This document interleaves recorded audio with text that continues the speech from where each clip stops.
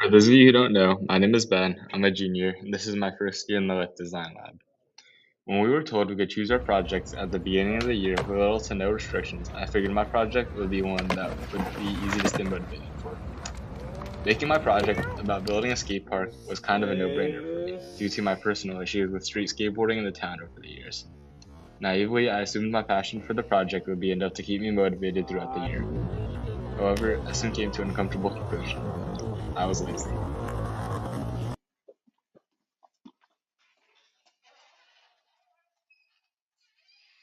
Based on this chart, I started my project on the driving side, taking feedback on my project from my classmates, setting my sights very high, and certainly having a passion for the project. But over time, it slowly dipped into avoiding and sometimes even disrupting my classmates' work.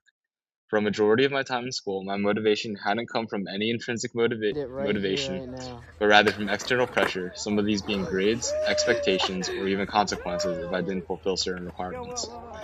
A common example of this is if you don't do your work in class, you get a worse grade. Lame. Rather than being Lame. motivated to do my work by desire to learn, my motivation to do work had come from the threat of a GPA drop. You cannot drop the So, pair. once the novelty of a cool new project wore off, I didn't have much intrinsic motivation left.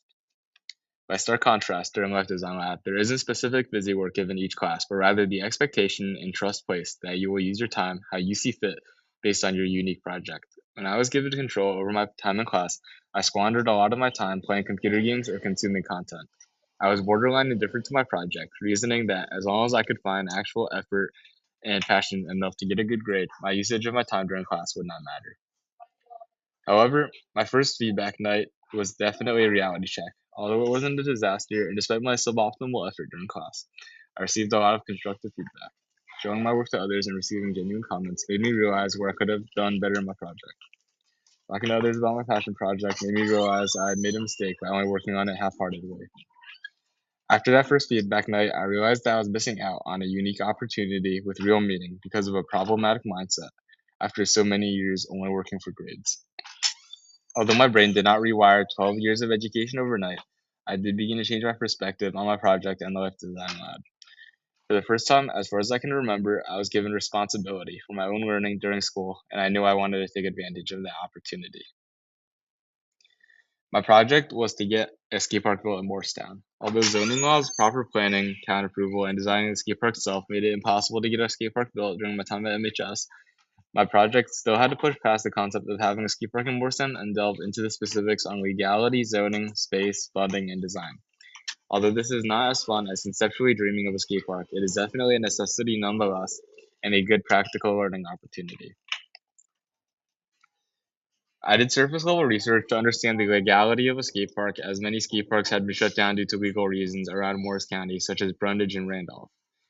This was incredibly boring, but I did it regardless, of my own volition, because I knew although no one would give me a bad grade for not doing my research, a subpar project result would be its own consequence for me. Then I cold emailed as many council members as I could based on publicly available information, and none of them answered. However, while I waited for the responses that I never got, I looked into more spaces for the skate park and the nuances surrounding them. As a skateboarder, I never really considered a skate park's effect on people that do not skate because I am not a person that does not skate. When I started researching potential roadblocks in building a skate park, I had to put myself into the shoes of someone who might not be so enthusiastic about a skate park by interviewing classmates and came across concerns such as noise, crowding, and safety. After more research, I realized that space is really the easy part of building a skate park and that its impact on the outside community is the real issue, which challenged my preconceived notions of a skate park benefiting everyone.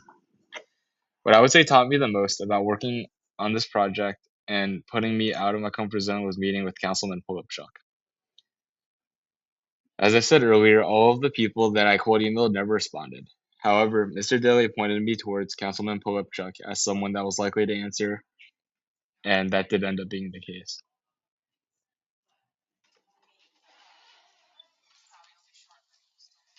In my preparation for the meeting, as well as during the meeting, I took in things that there was no real way for me to learn otherwise, such as conveying ideas from my perspective as a skater in a way that was understandable for someone that was not a skateboarder. But for me, the benefits of a skate park are very intuitive. For someone else, I must explain the social benefits, the mental health benefits, and even the economic benefits, which is something that I never really thought of. That being said, in my opinion, the most valuable takeaway for me was still learning to find intrinsic motivation. For the first time, for as long as I can remember, my learning came from internal motivation with no threat of bad grades looming over my head or a strict rubric. When I put effort into my work, I felt pride. And when I didn't put effort into my work, I felt disappointment. Although I felt that even on my first feedback night that I didn't put as much effort into as I could have gotten mostly positive feedback, I felt bad because I knew that I could have done much better, which influenced me to put more into future presentations and use my time more wisely. This change in mindset doesn't only apply to this class, however. It also influences my approach to other parts of my life now as well. When I am given progressively more freedom as I get closer to adulthood, I realize when I am wasting it just because nobody is looking over my shoulder and punishing me for wasting it. All the skateboarding that you see in this slideshow was done or mostly was done in skate parks in other places that I visited, where the towns have deemed it to be a good use of money and where the communities have successfully pushed for the creation of such skate parks.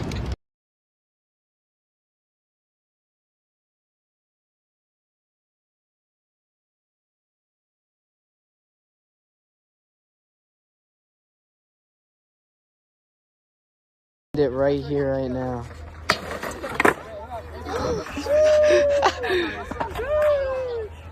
Yo, whoa. I got it back. Lame.